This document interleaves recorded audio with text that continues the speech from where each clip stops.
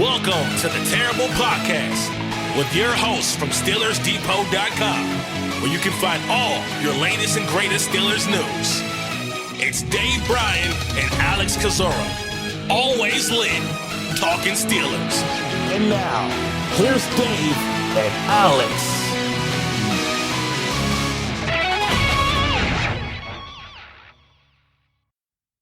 Welcome to the Terrible Podcast, Season 15, Episode 145. He's Dave Bryan. I'm Alex Kozora, SteelersDepot.com. Welcome back to the Monday show, Steelers Nation. Dave, the calm before the storm. Tuesday is going to be probably one of the busiest days for the Steelers and for us in quite some time. Pittsburgh holding their mandatory minicamp, and of course, one Aaron Rodgers will be there. He will speak to the reporters for the first time after practice on Tuesday, and there'll be a lot of reaction to that, no doubt. So pretty quiet weekend. We have a lot of information on Aaron Rodgers overall, though.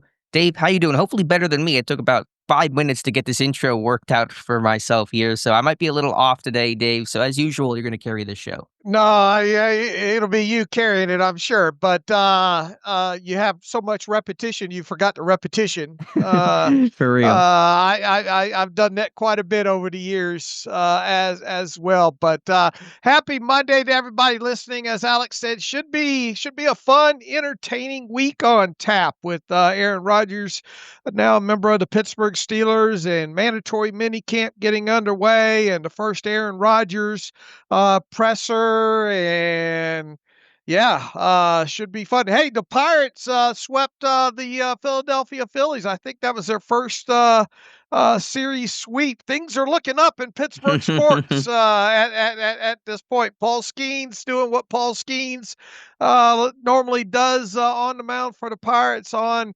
Sunday. Had Mason Rudolph out on the mound. I believe it was on Saturday. Poor Mason Rudolph. He's out there throwing the first pitch on the same day that Aaron Rodgers is signing his contract. But anyway, should be an entertaining show today. We've got a few more particulars, I think, about the Aaron Rodgers 1-year contract that he signed. We don't have everything related to that yet, but we have enough, I think, to talk about there. And I think a veteran cornerback around the league is about to get released. A lot of people are asking about, so we'll talk a little bit about that. We got a few things to keep us busy today, I think.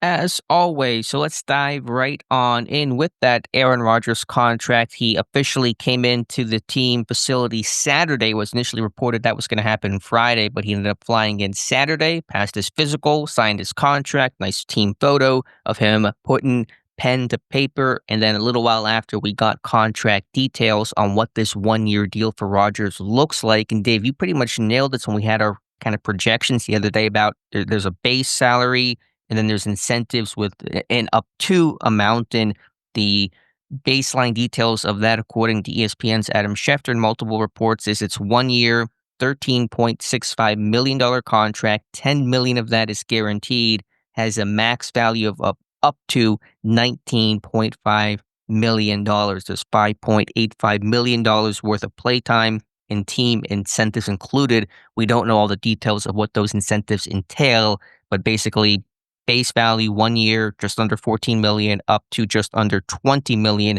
That was your projection the other day, Dave. So kudos to you for basically nailing that up to projection. Yeah, I felt pretty well here. There's a lot to dig into here. Going back to what Aaron Rodgers said about I'd play for 10 M's. Well, sort of. 10 M's being the fully guaranteed, according to the early reports here. It does look like the base value, $13.65 million seems to be the base of that. And assuming he makes it through training camp into the start of the regular season, when week one guys, veterans get their base salaries and fully guaranteed, that seems to total out to $13.65 million. And then, as the reports have stated, includes $5.85 million worth of playtime and team performance incentives he can reach. We don't have those being reported as of yet. Maybe those will leak out either while we're on the show today or later on this afternoon, or at a minimum by, let's say, about Wednesday or so like that. Hopefully we'll have that. But reading in between the lines right here, look, the cap charge on him, it feels like it's going to be at least 13.65 million. It all depends on how much of this 5.85 million is termed either likely to be earned or unlikely to be earned.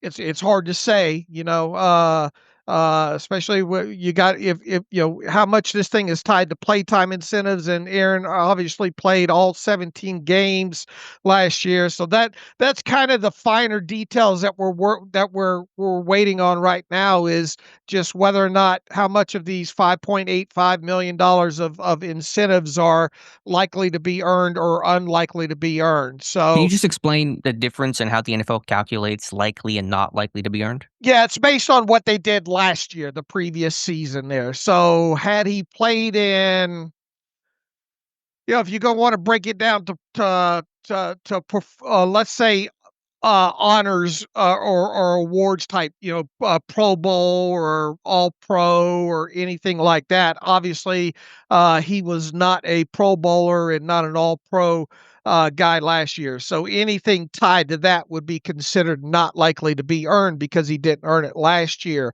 If you look at obviously playoff wins and Super Bowl or anything tied to wins, let's say in the playoffs, that obviously didn't happen last year, so that would be not likely to be earned.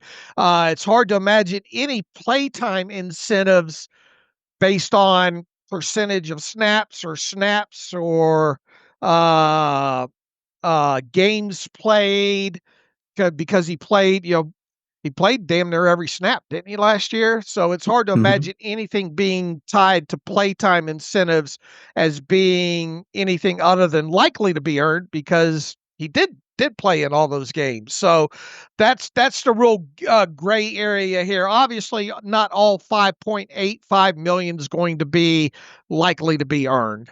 If anything, maybe it's a million or so. We just don't know. That's Mhm. the hardest thing right now about setting the cap charge on him. It does feel, though, at a minimum it'll be 13.65, and then we'll just have to wait and see how much of these 5.85 million in incentives are termed either likely to be earned or unlikely to be earned.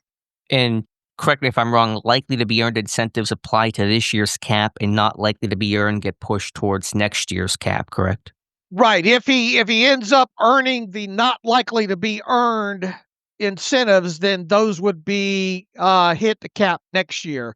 If anything that's termed likely to be earned this year, it would go up against the cap until, unless, and if he doesn't hit those likely to be earned incentives, then they would be credited against the cap next year. Okay, good to know. What was I know the situations are not certainly one to one, but what were some of the incentives in Mitch Trubisky's contract whenever he signed in 2022? I know playing time was a different equation because he had spent the entire year as Josh Allen's backup, but what were some of the incentives they had in that contract? I think it was a percentage of snaps or something like that. Let me see if I can pull those up, because I think Albert Breer had those Mhm. originally a couple of years ago. Let's see here. Just to give us maybe some sort of roadmap, because it wasn't too long ago Pittsburgh had a incentive-laden quarterback contract with a veteran. It looks like now he had signed a 2-year deal, 4 million in each year in playtime incentives, $250,000 Pro Bowl incentive each year for Trubisky in that 2-year deal. Let's see, wasn't it something like 60%, or let's see, he added that playtime triggers for uh Trubisky started at 60% of the total amount of snaps and then went up from there overall. So all those ended up being not likely to be earned, I believe, for Trubisky. Okay, so they were pretty heavy on the playing time, and like you said, maybe less likely Rodgers will have his incentive package be based around that, given that he played virtually every snap last season. Right, right. Yeah, if there are any playtime incentives, either total amount of snaps or percentage of total offensive snaps, it feels like those would have to be likely to be earned because he did play so much last year. Right. And Justin Fields also had not an incentive, but there was that trade condition on playing time. So we have seen Pittsburgh have quarterback acquisitions be tied to playing time. And Rodgers is 41 going on 42 by the time the season ends. And so maybe it is in there. And you just see if you're healthy and you play well, then you'll get some extra money, which is a good incentive for Aaron Rodgers. So like you said, we'll have to wait and see.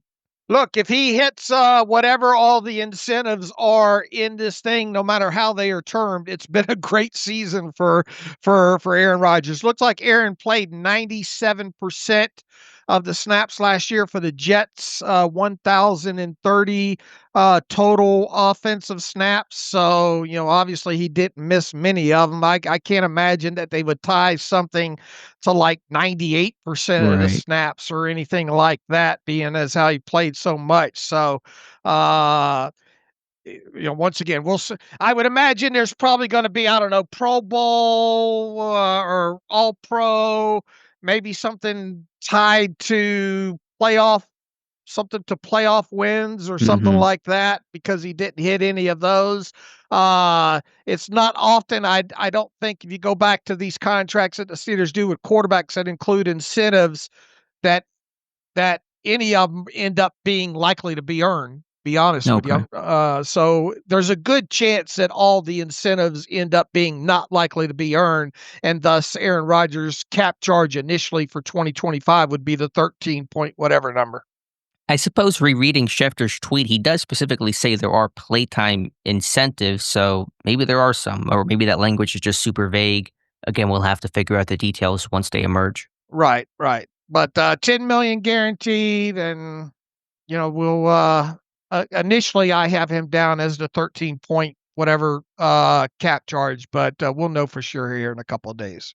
Where does this slot Rodgers in terms of the most expensive quarterback average yearly value across the NFL? It's certainly on the lower end of things. It's, I think, in the 20s or something, the 21st or so highest paid quarterback in football. Let's see here. I mean, if you take it at its base value at the 13 point whatever, that would put him just under Daniel Jones, right? At $14 million. It would put him 1, 2, 3, 4, 5, 6, 7, 8, 9, 10, 11, 12, 13, 14, 15, 16, 17, 18, 19, 20, 21. Put him at 22. Okay. And even if he hits every single incentive, which is probably less likely, he moves up one spot ahead of Daniel Jones. So 21. So not even in the top 20 of all quarterbacks on this deal. Yeah, that's a good point. Even if he was to hit everything, he'd still be a little under Justin Fields at 20 million APY.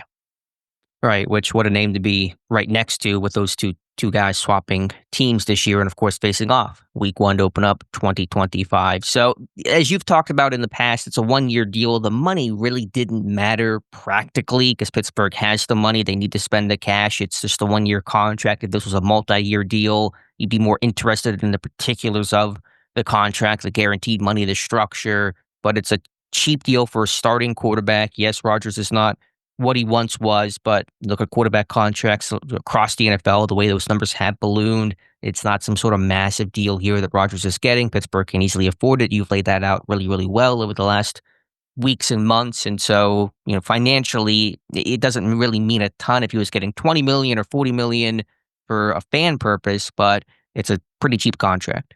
Yeah, even if all of this ends up to be likely to be earned, and it hits initially as a $19.5 million cash expenditure, which I don't think it will, but if it did, as we've stated, the Steelers, it seems to be on course to spend above the cap this year, and we had talked about at least prior to Aaron Rodgers signing, it looking like this team was going to spend probably around at least another $40 million in cash.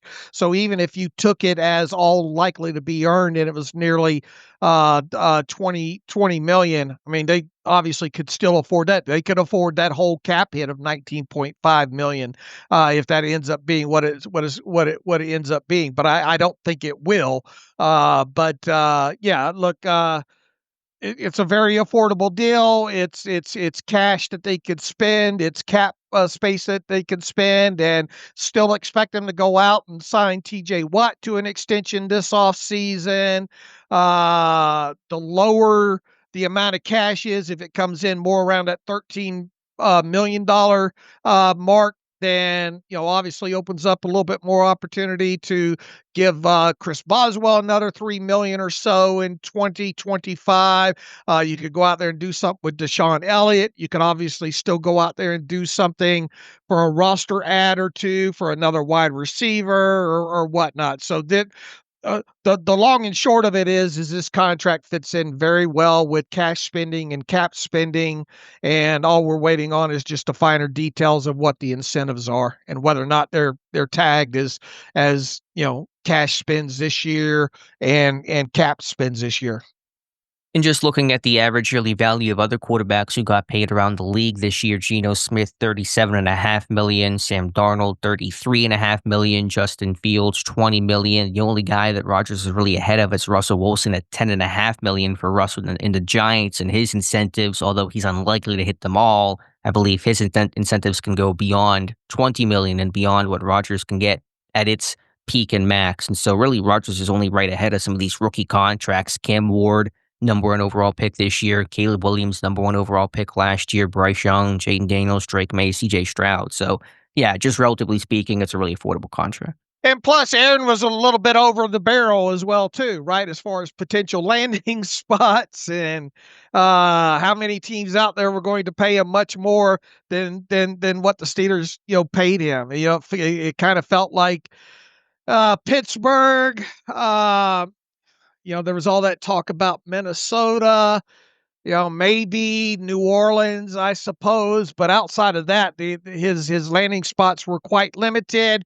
It's been brought up several times over the offseason about how, Aaron Rodgers really likes Mike Tomlin. And I think, who was it? James Jones came out and said even when he was teammates with Rodgers in Green Bay, he talked about Mike Tomlin quite a bit. So they probably had him a little bit over a barrel about what his max value would be, and they just waited him out to make a decision as far as whether or not he wanted to play or not.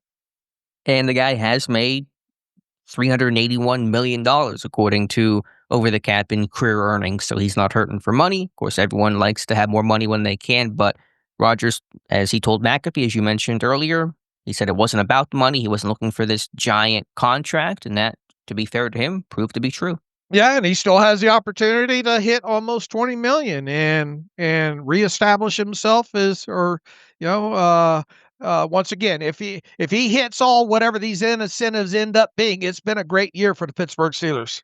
Exactly. And little fun fact I mentioned over the weekend, Aaron Rodgers now going to be the oldest Steeler to ever take a snap and play in a game for the Pittsburgh Steelers. The first 40-year-old to ever do it. Ben came close, but he was just shy of his 40th birthday whenever he retired. And so Rodgers will already be setting records and marks and achievements come that first snap against the Jets week 1. Yeah, and if he beats Green Bay in, week 8 on Sunday Night Football, he'll become, the 5th quarterback to beat all 32 teams in the NFL? Right, so a lot of stats of the weird, fun facts there for Aaron Rodgers, and we're just getting started. Yep. All right, some other housekeeping on Rodgers over the weekend. We now know Aaron Rodgers' jersey number 2. It is no shock at all. He will wear number 8, the digit he wore with the Jets the past 2 seasons, and so we safely assumed he was not going to take and ask for and try to get number 12, unofficially retired, held by Terry Bradshaw. It does not seem like there's love lost between those two guys, and so Rodgers will get 8. Corliss Waitman previously had number 8. He will now switch to number 3. We'll find out what, if anything, Rodgers gave Waitman to allow him to take his number 8, but that is the jersey shuffle. Rodgers number 8 and Waitman number 3. That'll be one of the questions that'll be interesting to be asked either to Aaron, on Tuesday or to Corliss Waitman during mandatory minicamp is how much did that number 8 cost, if anything, there? The only way Aaron Rodgers was going to wear number 12 with the Steelers is if it came with the Bradshaw nameplate on the back of it. I know there was a lot of speculation and all, but it just wasn't going to happen at all. So number 8, the only other number it seems like he probably had a chance of wearing was number 3, and I would suppose now, and I think is being reported that Corliss Waitman will now jump from number 8 to number 3. Correct. I want to get to a conversation about Rodgers and was he the team's first choice, and does that matter in a little bit, but to kind of break up some of the Rodgers monotony, just some other quick hitters from around the weekend. No other huge Steelers news, of course, over these last couple of days, and no live stream tonight, by the way. We'll do that next week and talk about everything there is to talk about from the team's mandatory minicamp. But some news this morning, Dave, around the NFL. Jaire Alexander, the Packers' longtime cornerback, those two sides have been trying to come together on a new deal. There's been trade rumors for a while now. Ultimately, where this thing seems headed is divorce, where the Packers are set to release Jaire Alexander, putting him on the free agent market. I know some Steeler fans have asked about that, wondered, inquired, could Alexander be a fit? I just don't see it happening, Dave. I mean, you signed Darius Slay, you had Joey Porter Jr., you even signed Brandon Echols, Corey Trace Jr., a promising player if he can stay healthy. I have no idea where Alexander would fit or why Pittsburgh would be interested or why Alexander would be interested in Pittsburgh itself. Yeah, and I think Mike Florio just, the news came out, obviously, first thing this morning that they're going to release him. Sometimes you see that stuff saying, okay, we're going to do it. We're going to release him. And then as a last-ditch effort to see if somebody could trade for him. Now, no team in their right mind is probably going to go out and trade for that full salary of Jaire Alexander, which I believe is over 17, a little bit more than 17 million. This is a guy that's only played in 7 games in each of the last 2 seasons. I think most of the offseason, the Packers have tried to work out some sort of redo of the contract to obviously lessen the amount of money that he was scheduled to make in 2025.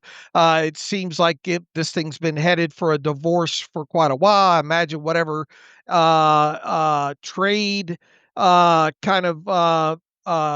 questions they were getting about him required the Packers to eat some guaranteed money. It's hard to imagine, unless they got a high draft pick for him at this point, that they would be willing to eat any of that 2025 money, by the way, none of which is guaranteed. So it feels like by at 4:00 Eastern time this afternoon, unless some team comes out there and the Packers agree to pay some of that salary, that he is going to be indeed be a free agent here. Now, it's obvious whenever a big name like this around the league gets released, all fans of all teams are saying, go out and get that guy. Look, I understand, Steeler fans in particular, but as you mentioned, this is a team that's gone out and added Darius Slay, who else? Eccles. I mean, They draft Dante Kent. That's a slot thing, but he's played inside outside. Right. You got Corey Trice still trying to make a name for himself and all like that. The only way, and you got to look at this from Alexander's side as well too. This is a guy that I think just turned 28 in February. He's probably looking to land with a team on a 1-year deal that will give him a chance to recoup his value, so that next March he can be an unrestricted free agent, potentially make one giant last bite of the apple, if you will.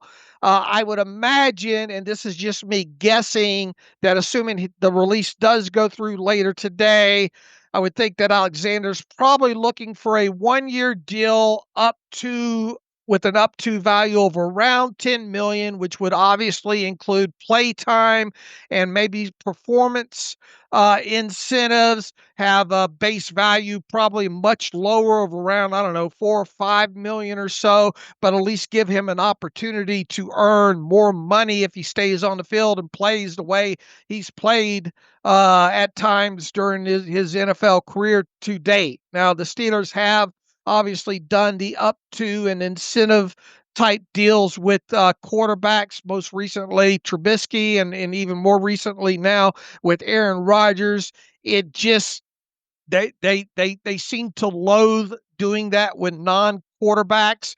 So the only way that I can see Jaire Alexander being a Pittsburgh Steeler, if he is indeed released by the Packers this afternoon, would be some sort of like 2-year deal. But once again, I would imagine that Alexander's trying to angle at something that would give him an opportunity to earn probably around 10 million this year.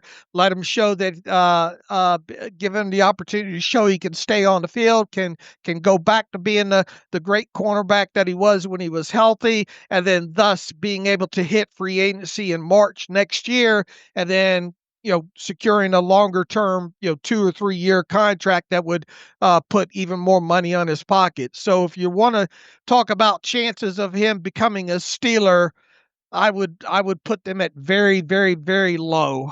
Probably, I don't know, 3%. And even if he had interest in Pittsburgh, what is his role? He's not going to start. As you said, he wants to play, recoup his value. I know he's got a more proven track record than Corey Trice, but Pittsburgh already has one talented but one oft-injured cornerback in Corey Trice. Alexander has missed how much time the last couple seasons? That's one reason why he's being released, because he just hasn't been healthy, hasn't been available, and isn't worth his salary because of that. Last year he played in, I'll pull it up here, 7 games, played in 7 games the year before, played in 16 games in 2022, but then played in only 4 games in 2021. So a bunch of injuries. He's getting older.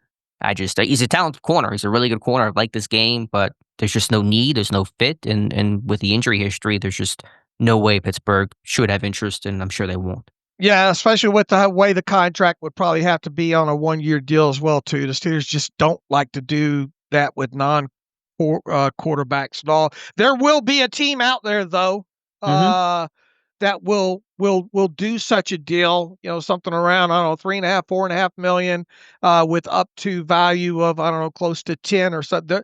He'll land somewhere. It just, the odds of it being Pittsburgh just seems very, very, very, very slim. And like I stated on Twitter, if somehow this did end up with him in Pittsburgh, it would probably be a 2-year deal. And I don't think that's going to happen.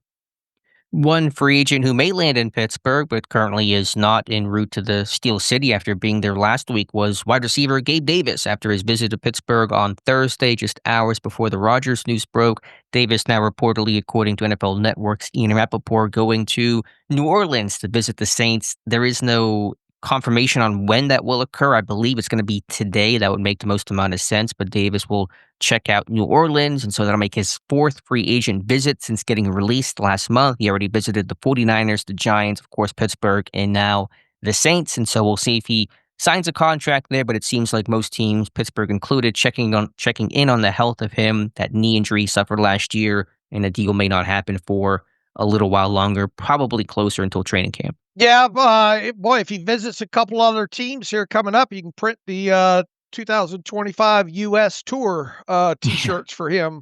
You get a free haircut on your 5th NFL visit, right? Yeah.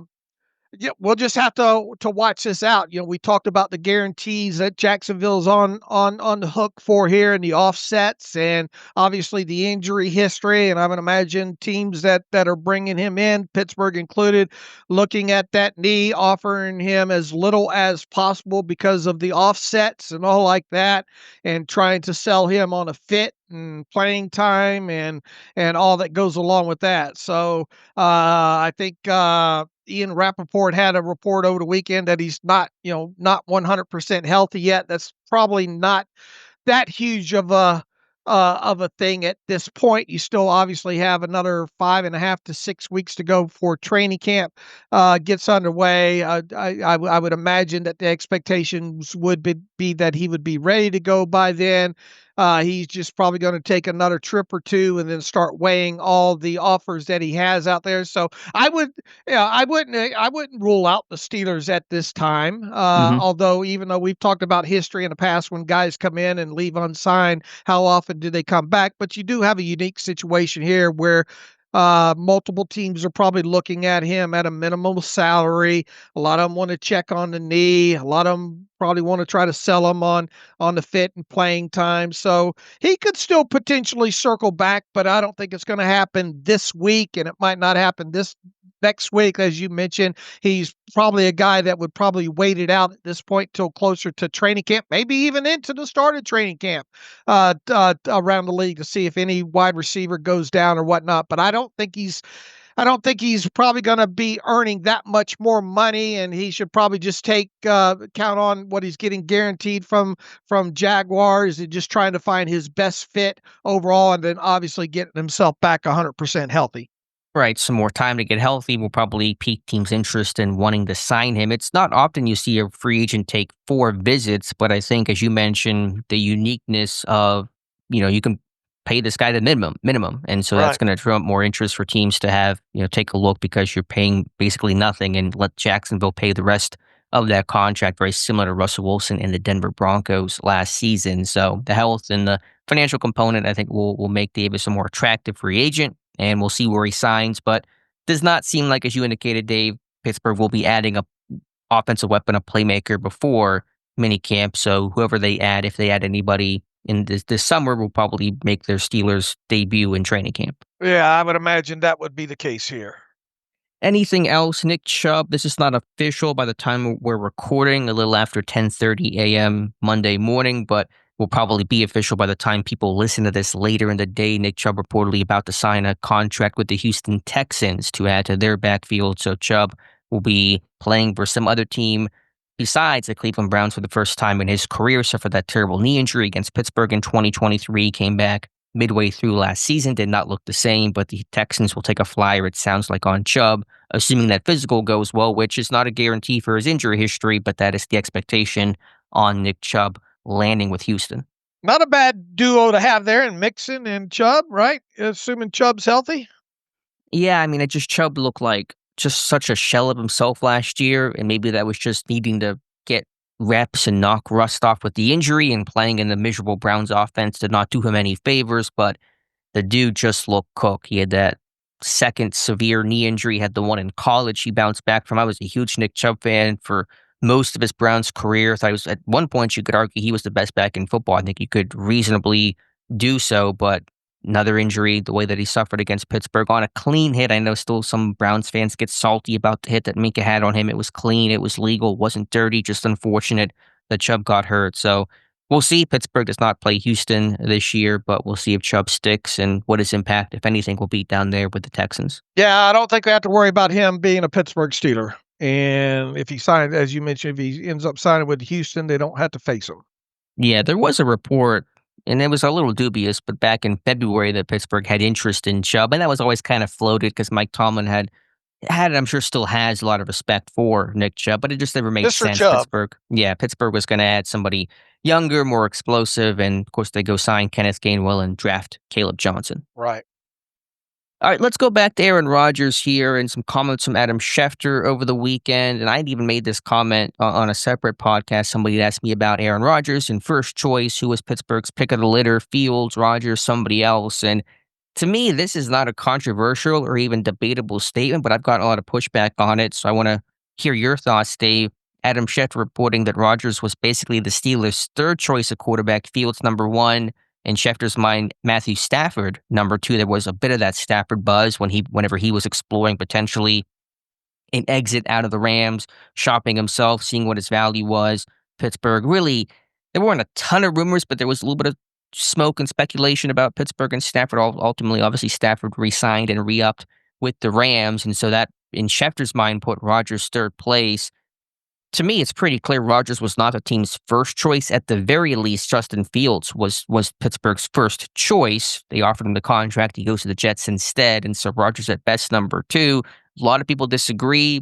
And even if he was the second choice, I don't know if it really even matters ultimately. But what's your take? In your mind, was Rodgers at least not this team's first choice if they could do it all over again? Yeah, I mean, I think if you roll back to what Art Rooney said back in January and all, and had pretty much all of us thinking that they were going to attempt to try to re-sign either Justin Fields or Russell Wilson, and I would imagine that Justin Fields was at the top of the list there, and they just couldn't work. They probably had a value on Justin Fields that was, and obviously the guaranteed money probably played into it.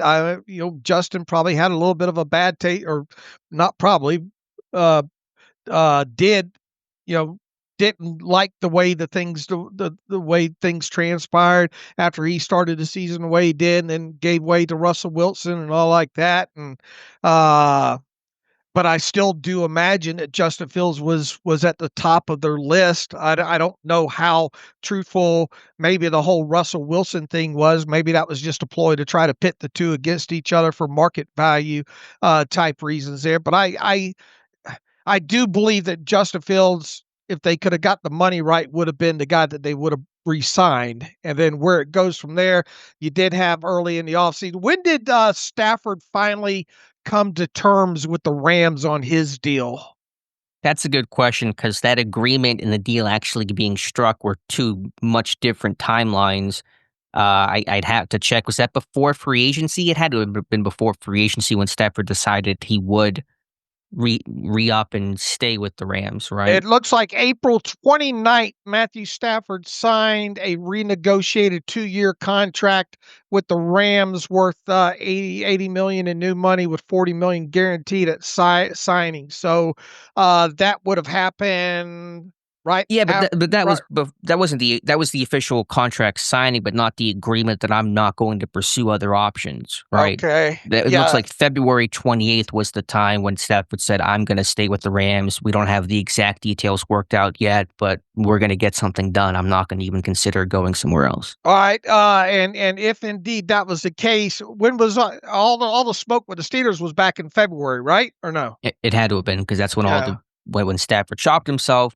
I mean, the reports then and since was the Raiders and Giants were pursuing Stafford the heaviest, and Pittsburgh really never even, to my knowledge, made a contract offer to Stafford. So it might be fair to say that, Stafford wasn't a choice, that Pittsburgh had some interest, but not to the level of really seriously pursuing him the way other teams did. Especially by the start of free agency, right?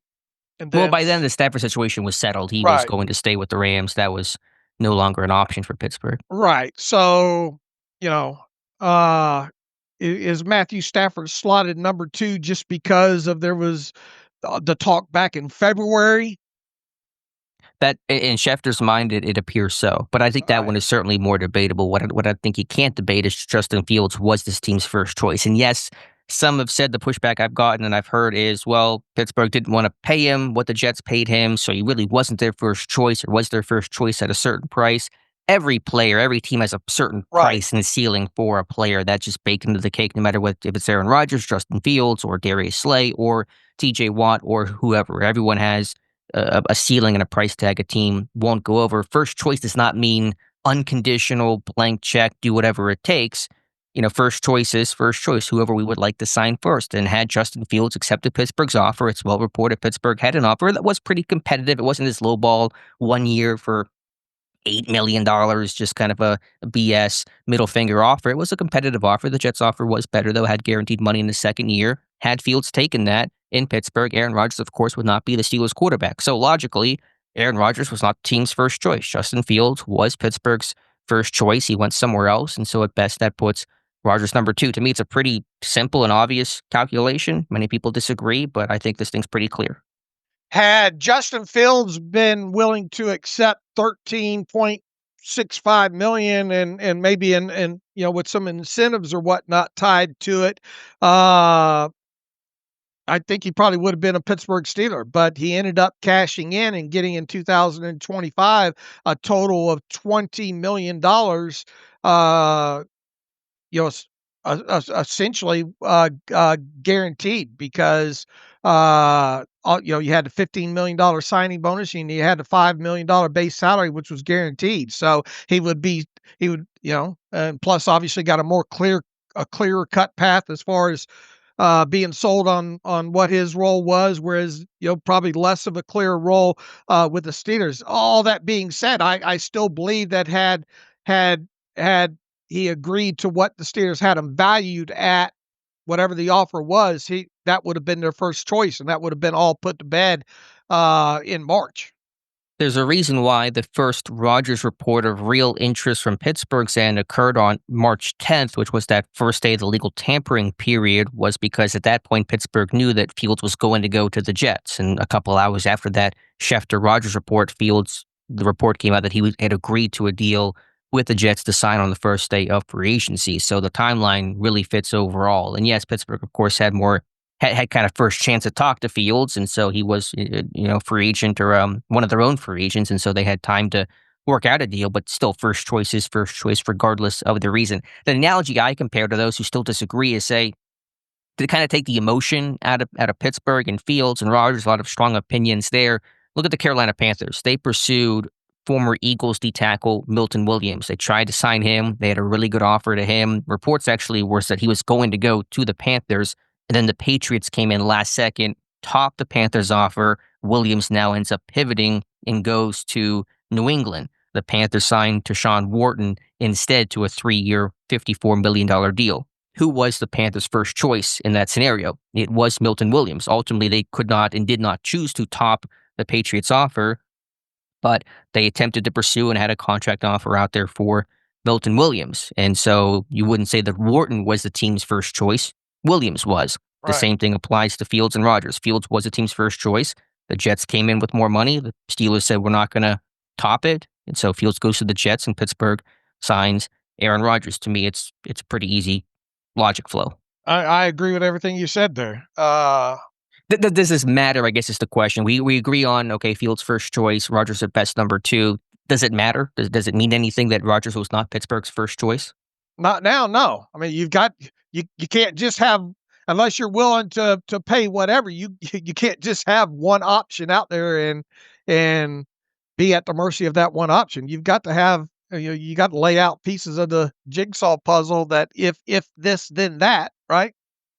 Yeah, to me, this doesn't really even matter. I mean, I'm not even saying there's a critique here to be had about it. It's just a simple fact that Rodgers was not the first choice, and that happens all the time. A lot of teams will pursue a player, and they miss out on him for whatever reason. They go pick somebody else. It's going to happen. It's happened to a bunch of teams, I'm sure, this year. Probably happened to Pittsburgh with other players they pursued in free agency. So Rodgers is here. That's all that matters, and it doesn't mean the marriage can't work.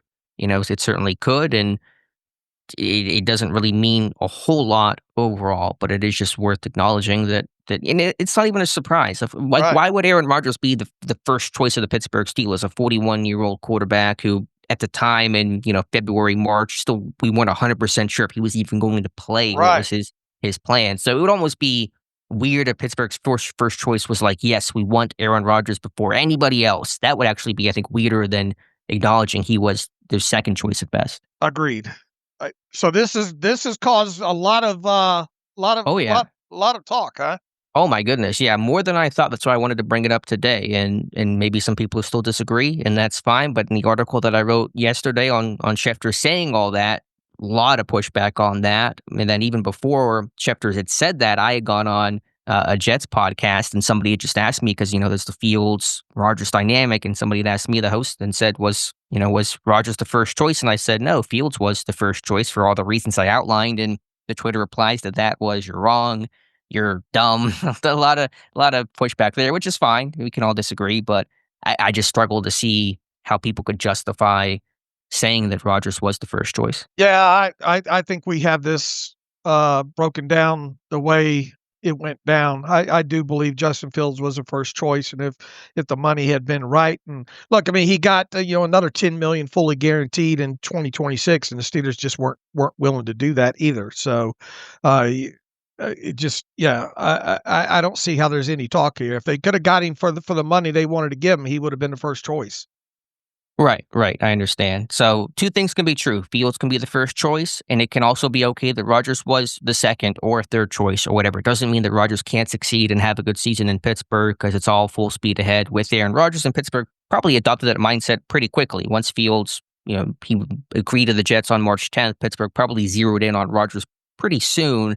There's also some argument to be made about, how much interest did Pittsburgh have in Sam Darnold? There's that one report from Chase Daniel that said they offered Sam Darnold. There was no other reports to back that up and confirm that, but that is out there. So you could even argue that Rodgers was lower on the rung, but it's all spilt milk. Rodgers is here, and that's all that matters. Yeah, yeah. I don't know how much was out there other than it was Chase Daniel, right?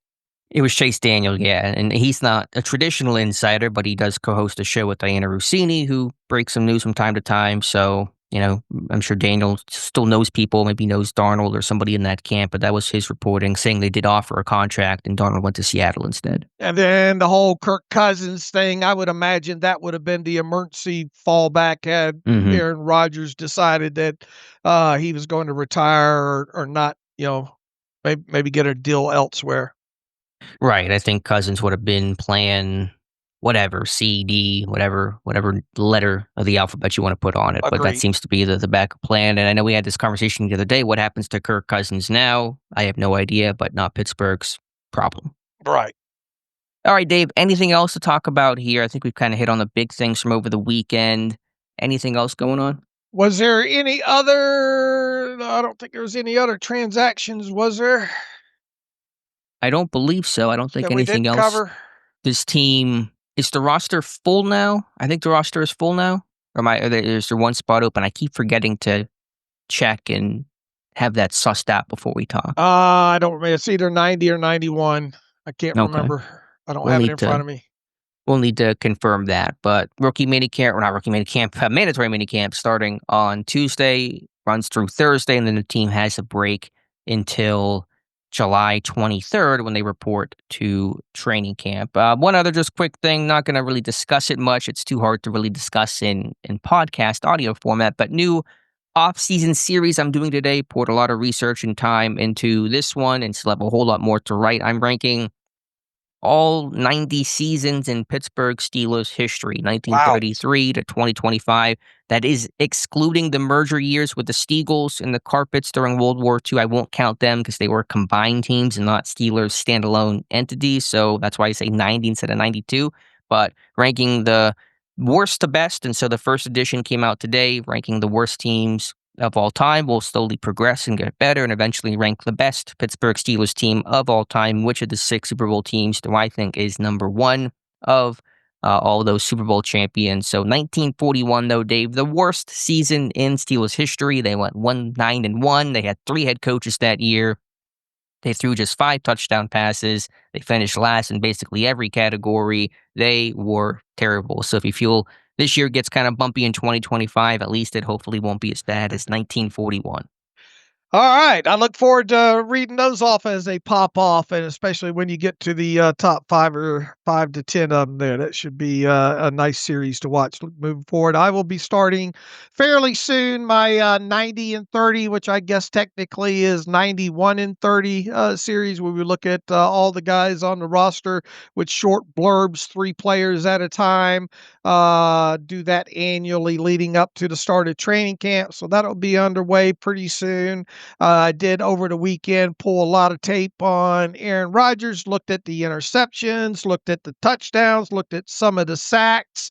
I think my main takeaways, at least when it comes to the interceptions, and we talked about interceptable balls and the bad luck, so to speak, that Aaron Rodgers had. There were a handful of those 11 interceptions that were tip balls. And look, interceptions are interceptions, and I've been vocal about over the years how sometimes some of these interceptions probably should be put on wide receivers, that balls get tipped and all. I think there were a couple in there. There was obviously some that were hit at the line of scrimmage and all. I do think as a whole, Aaron Rodgers made good decisions with the football last year. I think he was to some degree unlucky with a couple of those interceptions overall. But the main hope that we've talked about when it comes to him is he protect the football. You obviously don't want to see those 11 interceptions. If you can prevent it moving forward with the Steelers. The touchdowns, there are various different types of them. I did pull up all of the 17 next gen stats pass charts and put them in a nice, easy to look at GIF, rotating GIF and all like that, through to the middle of the field quite a bit. I think the thing that sticks out the most when you look at passing charts from Aaron Rodgers last year and deep passes and all like that is he really didn't push the football down the field more than 20 yards as much as maybe you would like to have seen. I think he still has the arm strength to do it. We talked about his longest attempted air yards pass last year being like 54, 55 yards, was a into the first half Hail Mary against the Bills. But I think the thing that did jump out though was the actual number of attempts of, let's say, more than 35 yards. But there are other aspects of him throwing to the middle of the field, beyond 10 yards, doing so with accuracy. The touchdown against the Bills, an extended play. Boy, he had a lot of mustard on that ball, just over the reached out arms of the second level defender into a nice tight window spot. I believe he can still do that. There was, I think, in some of the stuff that I looked at in tape of him being able to move within the pocket still, and getting a feel of that. There were some times that he did hold on to the football a little bit longer and kind of sacked himself per se. But I think as a whole, if you and we talked about this, for Aaron Rodgers to be successful in Pittsburgh in 2025. Mhm. Gonna have to have a nice running game. Gonna have to see, and we talked about this with even last year with the quarterbacks that this team had in Russell Wilson and Justin Fields. Gonna have to see a lot of times where that ball's coming out a little bit quicker. And I think Aaron can do that. Obviously, you want to see the accuracy. You want to see the usage of the middle of the field, something that the Steelers predominantly haven't done a lot of over the last several years. I think Aaron can still do that. I'd be interested to see if we see more schemes of like the digs and stuff that requires a little bit of patience and things opening up over the middle of the field and things like that. I think you have the opportunity to see that. The quick slants we haven't seen nearly enough out of the offense. I think Aaron can still do you a good service in that. But for Aaron Rodgers to be successful in Pittsburgh, I do think that you'll have to see the ball out quick. I think you'll have to have a good running game. And then, in opportunities where he sees the one-on-one stuff on the outside of balls of 30 yards or more, you're going to have to be able to hit those. And then you're going to have to see some level of the extended play type play that there. Look, he got better in the last third of the season. You started to see, oh, that's Aaron Rodgers in the last third of the season. Now, some will say, well, look at the competition and all like that. But there were glimpses of greatness from Aaron Rodgers last year. But for this team to be successful on offense, it's all going to start with a running game. I don't think he's a guy that you obviously want to drop back 40 to 50 times a game like he had to do at certain times because of the scoreboard and all with the Jets and all. But is he the same quarterback he was 3 or 4 years ago? No.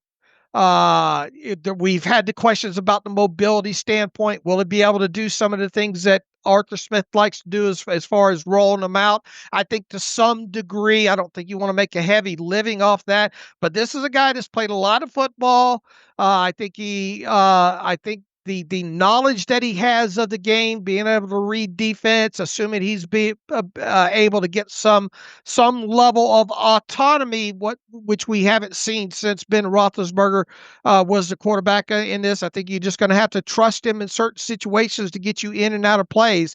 I just think from a skill set aspect and even the diminishing stuff of his over the last several years, I think he can still get it done if elements other elements of the offense there are provided for him. The Rodgers you saw towards the back half of last year, where it seemed like he had gotten healthier and gotten past an early season knee injury that nagged him, if Pittsburgh gets that throughout 2025, how good can Rodgers be? And by extension, how good can Pittsburgh be? I think they can win some games, look, I can't help but think of this as being a turbo rock fighting type team. Now, you don't go out and throw 28 touchdowns, in the NFL, right? Yeah, I mean, I know they played from behind a lot, and he threw a bunch because of it. But point taken, sure, that's nothing to sneeze at.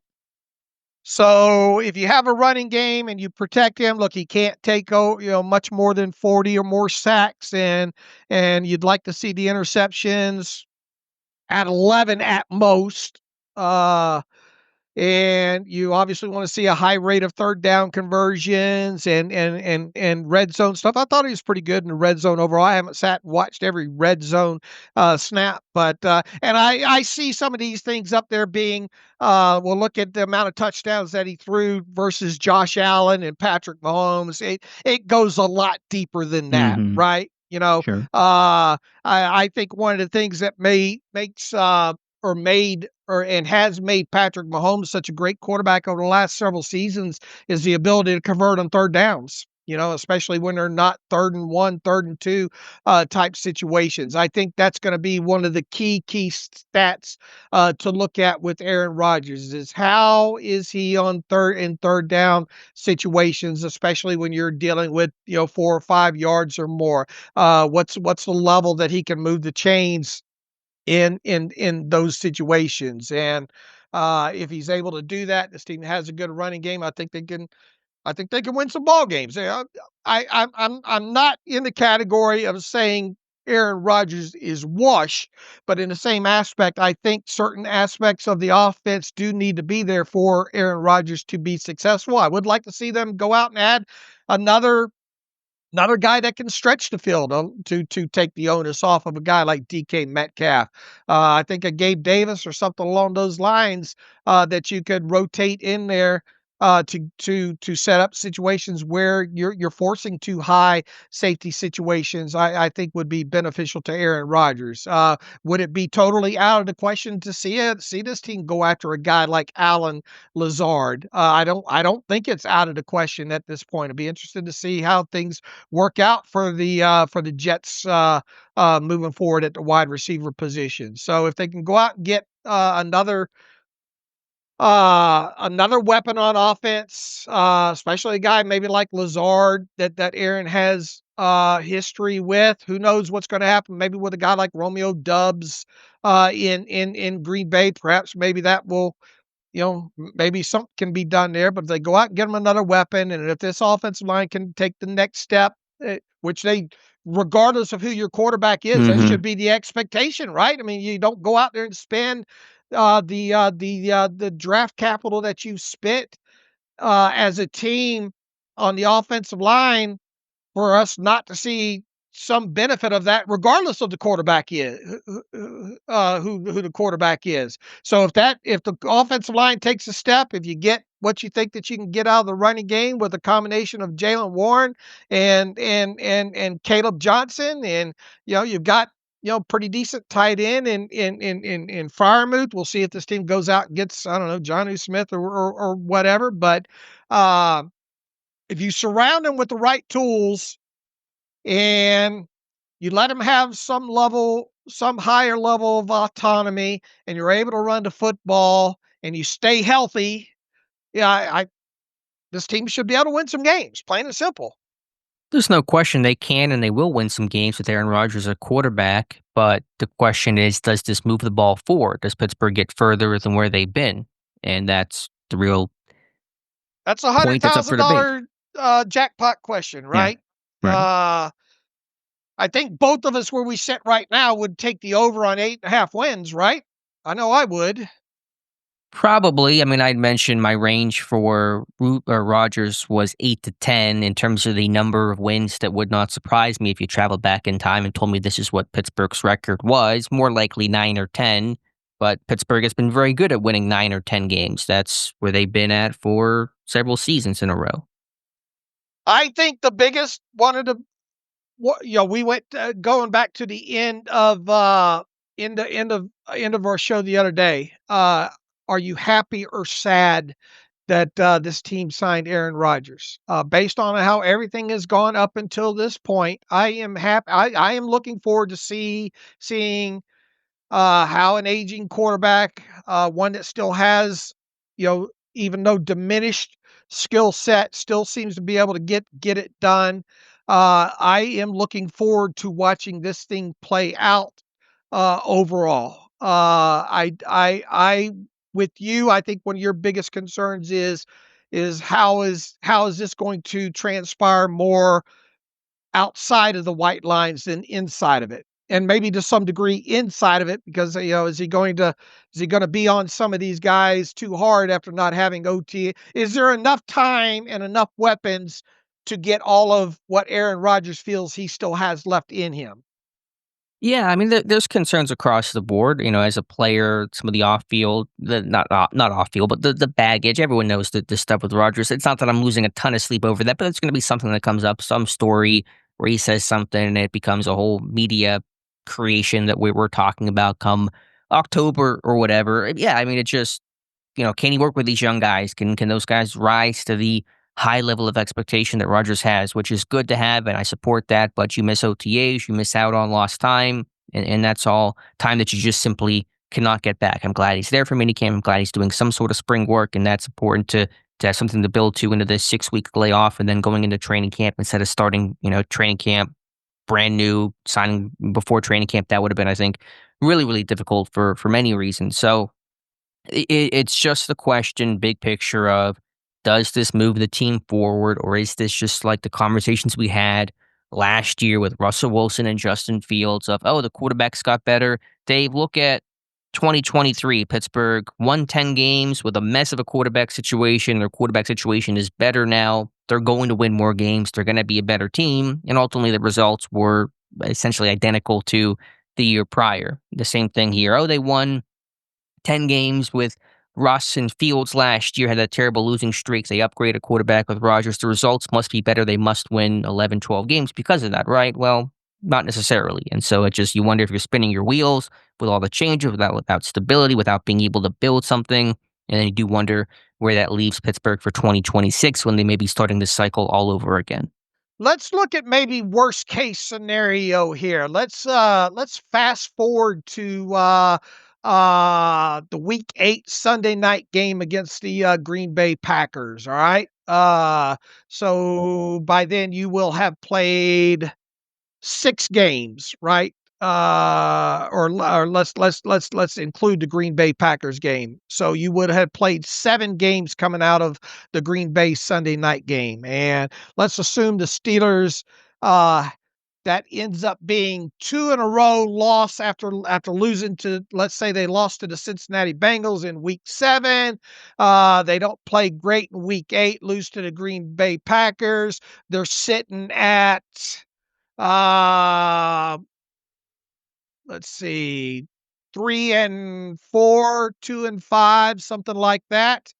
And let's assume that all you're on the hook for at with Aaron Rodgers is 13.65 million as far as cash and cap goes. You do at least have the ability at that point to pull the plug on Rodgers, go to Mason Rudolph, and look, that when is the trade deadline? You just pulled up the important. I'm going way deep down You this are. thing, but you just had to post on the important dates. When's the trade deadline this year? Let me pull it up. It's the Tuesday after week 9. Looks like November 4th. Okay. So November 2nd, they play the Colts. And once again, coming out of that week 8 game against the Green Bay Packers, I wouldn't imagine Aaron Rodgers. Would you? I guess one thing we need to find out is if there's a no trade clause in there or not. That's a good question. Yeah, I don't know if there will be one. I mean, I wouldn't you're imagine. really going down a road here, Dave. Right. Well, what I'm getting at here is you you could, if things are not going well after week 8, you could essentially pull the plug on Aaron Rodgers, But you'd And be releasing him. You're not. No, if you're 2-5, who's trading for a 41-year-old quarterback, Aaron Rodgers, who's playing for a 2-5 team?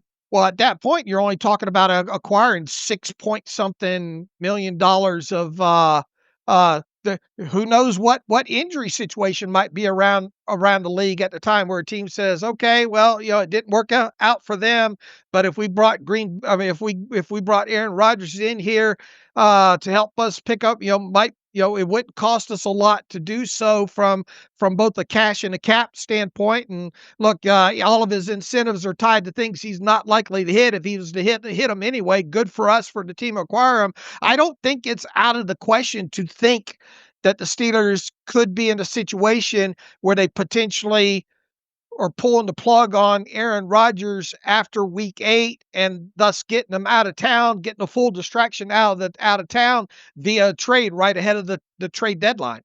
I don't think that's out of the question. I think if the plug was to ever be pulled, it would just be a straight cut where he just either wants to retire, you just wipe your hand clean, and then without getting into messy trade rumors and discussions and talks and all that kind of stuff, you would just cut the guy. If Pittsburgh's 2-5 and they're looking to sell, I assume that means Rodgers is not playing particularly well. I mean, who knows exactly how you get to 2-5, but I assume you're not getting stellar quarterback play, otherwise you'd probably be better than 2-5. So I think in that scenario, you just be straight up releasing Aaron Rodgers.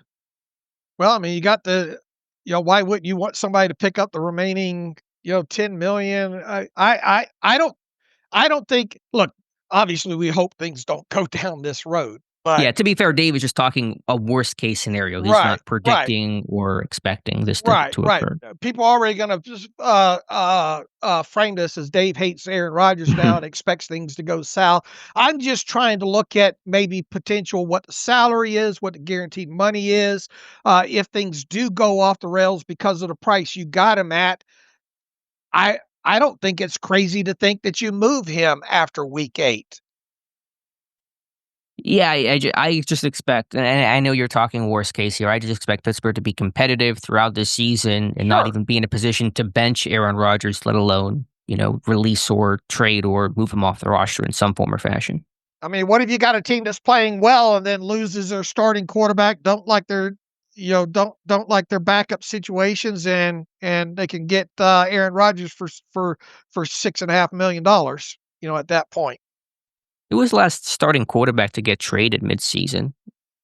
Just out of Oh, curiosity, what the history is on that. I know Rodgers maybe be in a more unique situation given the contract of it all, but be curious on that. So I yeah, guess the big picture that I'm trying to point at here is, if things don't go well by week 8, you can go other directions here. yeah, you're not married to the guy. It's the same conversation as Russ last year, but they stuck with Russ, once they turned to him, and even though the season was going south, granted Fields was hurt for part of that time late in the season, but I expect Rodgers to basically go down with the ship if it does go bad, and hopefully it doesn't. I don't expect it to go bad. Will it go great is a different question, but if there was a time where Rodgers is not starting and it's not related to health, it would be very late in the season where the season is basically over and they just want to take a longer look at a Mason Rudolph or something like that. All right. I just can't see a scenario in which Rodgers is getting shopped, by the deadline. Well, obviously, that's why there is trade deadlines too, right? So if you did anything, it would obviously have to probably come right after that Indianapolis game. And Mhm. then, I mean, let's even use that as a line in the sand, because that game is November 2nd and the trade deadline, as you said, is November 4th. I mean, what if you're down there with 3 straight losses in a row to Cincinnati, Green Bay, and the Colts, and you've already lost a couple games on top of that, and there's a lot of hollering and Aaron Rodgers pointing fingers and all like that. I just the main point that I'm trying to make here is that pulling the plug on Aaron Rodgers is not unthinkable if this team doesn't have the type of success that they think that they should have through week 9 of the season. Yeah, I know I get that part, but I think pulling the plug would look like a cut than a trade. I don't. I think it would be a trade if you pulled the plug. Okay. All right, fair enough. All 'Cause right, you David. you just can't have Aaron Rodgers sitting in that locker room. And I know that's what you're getting at. You just cut him outright. Yeah, do you want trade rumors with Aaron Rodgers on top of everything else? And then you want like a whole 2-week saga of like Well, trade speculation? yeah, you would have that coming out of the Green Bay. I would imagine none of that would start until, I mean, obviously they would start earlier coming out of the Cincinnati game if you're like 2 and what would it be?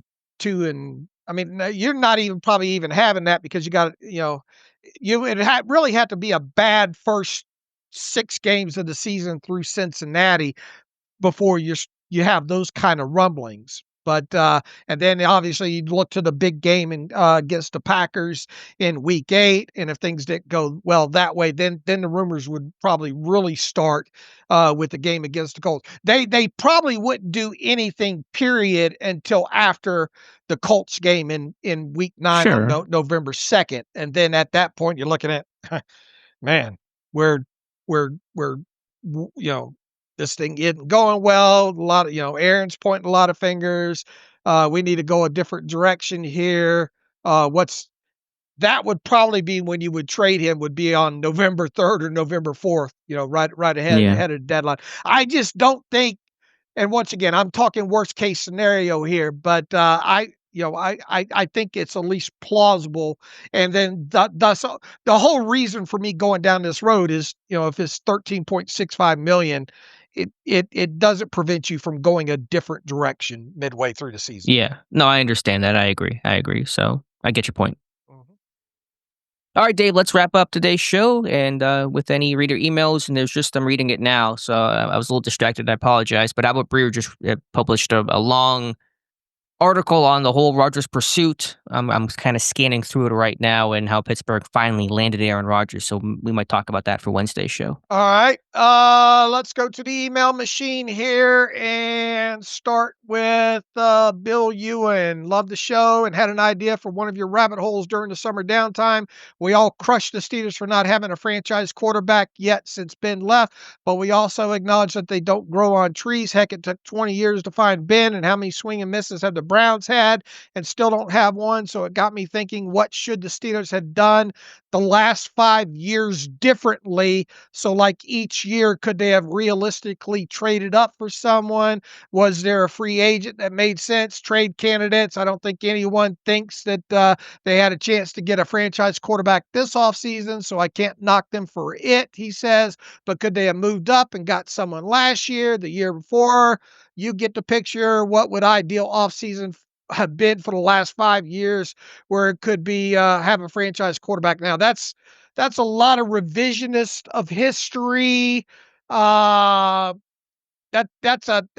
mean, do we want to spend a lot of time, Alex, this summer going down the rabbit holes of how they may have probably could have, should have got themselves in a better situations where 2025 they would have had the proverbial franchise quarterback?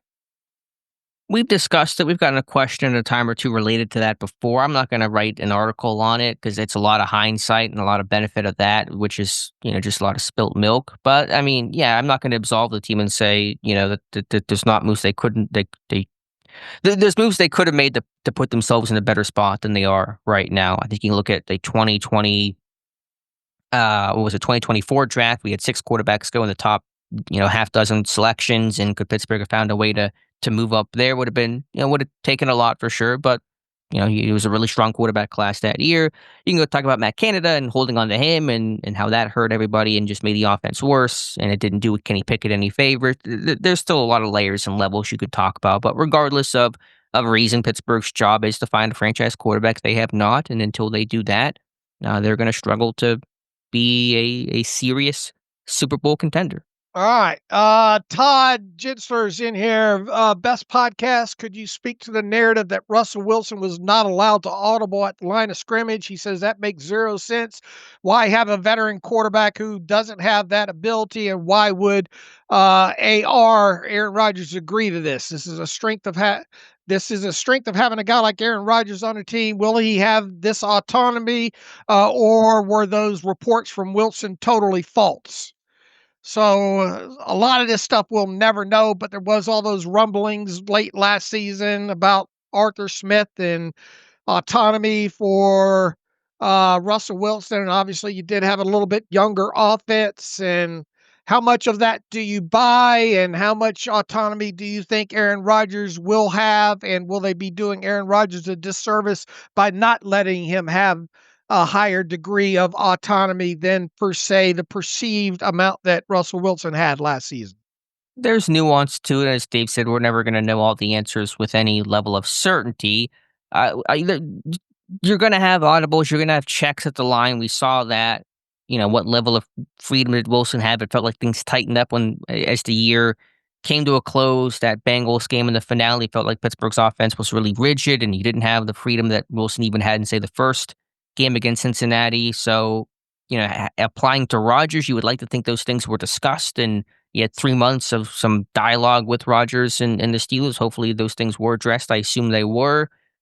We'll have to wait and see. There's always a feeling out period of new quarterbacks and coordinators. Last year was Smith's first year as OC, new quarterback room over time, which is why I do like some and value stability, continuity, the ability to kind of grow and build upon things with the same quarterback allows you to do more and get more comfortable and have more trust, which allows more freedom for quarterbacks at the line. So there's a lot of nuance to it. It's really hard to dial in and say exactly what freedom Wilson did and didn't have and what Rodgers has and hasn't been promised. But certainly you sign these veteran quarterbacks, you should expect them to be able to have some freedom. And if Pittsburgh was too tight on the reins last year, they probably need and should to loosen those things up.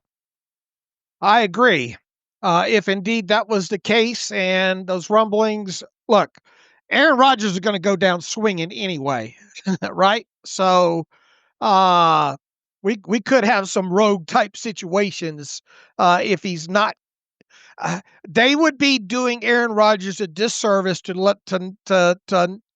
not trust him to some degree when it comes to autonomy. I expect there to be a greater level of autonomy than we saw last year. I hope so. Yeah, I mean, I would think so. And hopefully, if Wilson was not healthy for training camp last year, which I'm sure did him no favors in terms of being able to have more control over this offense, and missed the first 6 weeks of the season. So hopefully Rodgers can be healthy for all of that. I'm sure he won't really play in the preseason. I'm sure he'll get some days off, maybe from time to time, limited reps. But hopefully, just being around, being available more can grow that better than it did with Russ last year. All right, from Edward Arnold. I just read the tweet of Rudolph's response to Rodgers signing. Great answer by Mason. Would be nice to see a strong career resurgence by him, which now is aided by being off the bench. My question is more about something that's been lingering in my mind since the Hard Knock series aired last season. He says, I was present to that embarrassing loss to the Ratbirds. I think you guys pointed out last year that the Ravens put a lot of effort, money into the recovery of their players during Hard Knocks. I think Harbaugh even made a statement about how well it was working for his guys healing late in the season after the exposure last year. How have the Steelers not tried to add something for their players when it comes to healing like the rest of the AFC North? Feel free to forward this to your pals, TJ, Cam, now Rodgers, and other Steelers trying to get this to happen. It lives rent-free in my head hearing Harbaugh talk about guys recovering and healing. Unfortunately, we don't know all the aspects of the Steelers side of things. Once again, we're asked to talk about things that we don't really that we think that we know that we don't know. So, how would you address this question from Edward? The question was essentially, can you distill it down? I was a little lost on it. It was just the Ravens having the edge. Yeah, how the Steelers not try to add something for their players when it comes to healing like the rest of the AFC North? I think the facility did get at least one upgrade this year, or last year with a sauna or something in there. But they have a smaller facility, and there's certainly some critiques about needing to upgrade and renovate, but they don't have the space that the other teams do. The Ravens facility, if you look at that in Hard Knocks, it's massive. The Steelers comparatively is next to train tracks, so they are restricted a bit by that. But yeah, it's all point taken, and it can't be an excuse overall. Pittsburgh has to be competitive in all those elements beyond just on field. It has to be analytically, it has to be in the scouting department, it has to be in the team facility. And so they've not gotten the best grades on the NFLPA report card, and that must change. All right. Devin Murphy, love the podcast. Generally in agreement with what you both have to say, but some pushback for Alex today. Alex criticizes the Steelers for their lack of a plan at quarterback since Big Ben. In each year since then, what would you have done differently in your search for a quarterback since Ben retired while still attempting to win now? Even if we don't have Kenny Pickett, where are we getting a quarterback? The only way I see that happening is for the Steelers to have intentionally thrown a season. So he wants more clarity of maybe what you would have done, or basically the lack of plan since Big Ben in each year. Look, I mean, the team drafted Kenny, and obviously you got to let that play out for the half of his rookie season and good part of the next season, because you know we talk about that 20 game aspect and all like that, and they about really got him to that, and you know you had to move forward for there. So at least there was the plan. Although Alex would contend that going back to that draft, it should have been Omar's decision and not Kevin Colbert's. I think that would be one of the main pushbacks for what Alex would have maybe done differently dating back from Ben in that draft specifically would have been would Kenny Pickett, even the first quarterback taken in that draft, had been the direction that Omar Khan would have gone, and had they not drafted a quarterback in the first round there, what path would they have gone down? In addition, when was Trubisky signed? That was free agency, so that would have been Khan, right? No, that was Kevin Colbert. That was Okay. March of 2022. Caught not hired until May of 2022. That whole offseason, the bulk of free agency and the draft was Kevin Colbert run. All right. So what if Khan wasn't on board with that? Right. Yeah. I mean, like is I that said, your main contention since Ben and the quarterback position? It's one of them, and who knows what would have changed. Maybe it all would have been the same. I don't think it would have been. I think there would have been some change, some difference there. I think Colbert felt like he had to leave his successor a quarterback and a franchise guy, and that ultimately I think was a mistake. And I said that before. I said that in January of 2022 when this was happening, when they said they weren't going to make that GM change until after the draft. I was critical of it at the time, and there's a domino effect there. If you don't have Kenny Pickett, then what does your quarterback situation look like in the future? It's all going to probably change. But yeah, wouldn't have had Colbert see that thing through. Would have fired Matt Canada after 2022 instead of hanging on to him. I think we all universally could agree to that. I still, unless the situation was truly untenable, which it may have been, I would have re-signed Russell Wilson over Aaron Rodgers. I would have matched the Jets' offer on Justin Fields to at least have it competitive contractually. Maybe Fields still says, I want to go to the Jets, but I would have done that at the very least. And if you don't draft a quarterback in 22, do you go trade up for one in 2023? Potentially. I don't think you have to tank a season to get a quarterback. The Chiefs didn't tank to get Mahomes. The Bills didn't tank to get Josh Allen. The Ravens didn't tank to get Lamar Jackson. Those teams were all winning records, playoff bound. Those years before, when they drafted a quarterback, they aggressively pursued and found their guy and traded up and got him. And those moves all paid off, of course. So off the top, those are some things that I would have done differently to, I think, improve Pittsburgh's situation. All right. That's Alex's rebuttal to that. Mike Shorter writes in, it's been an exciting few weeks. Please respond to these defensive-minded statements. Yes, no, or maybe. Derek Harmon will be the starter before the bye week in week 5. Yes, no, or maybe. Yes. Yes. Steelers will have more than 2 Pro Bowl players on defense. Yes, in part because Pro Bowls don't really mean what they used to mean, but yes. More than, so not just 2, more than. Yeah, I'll say 3. Okay. I mean, Patrick Queen was a Pro Bowler technically last year. Well, I mean, I think original ballot. Let's limit it to original ballot, not injury fill-in. Yeah, that's why I say Pro Bowls don't mean what they used to, because if you look at Pro Football Reference, Queen is credited for the Pro Bowl. I think alternates should not be credited like that, but that's a whole discussion for a different time. Original Pro Bowlers, you got Watt, Minka, if he bounces back, and of course Cam Hayward, and who knows, maybe Porter could get the Pro Bowl. I also say yes. I'll be optimistic. Say yes. I'll say no. Not more than, I think it ends up being 2. Rush defense will be better than the 2024 stat of 4.1 yards per carry allowed. I hate using just yards per carry. I know you do. But he's saying, will the defense be better than 4.1 yards per carry? I mean, that was still 5th best in the NFL last year. I know things waned down the stretch and the playoff game was ugly. I'll say maybe. I think it's going to be similar to last year. My first thought was maybe as well, too. Sack total will be higher than the 2024 stat of 40. That better be a yes. Better be, and I will say yes to that. I will say yes as well, too. Passing defense will hold teams to less than the 2024 stat of 9 40-plus yard plays. That's a maybe. That can be hard to judge sometimes based on what happens on a particular play or, injuries and the like. So I'll say maybe. I'll say yes.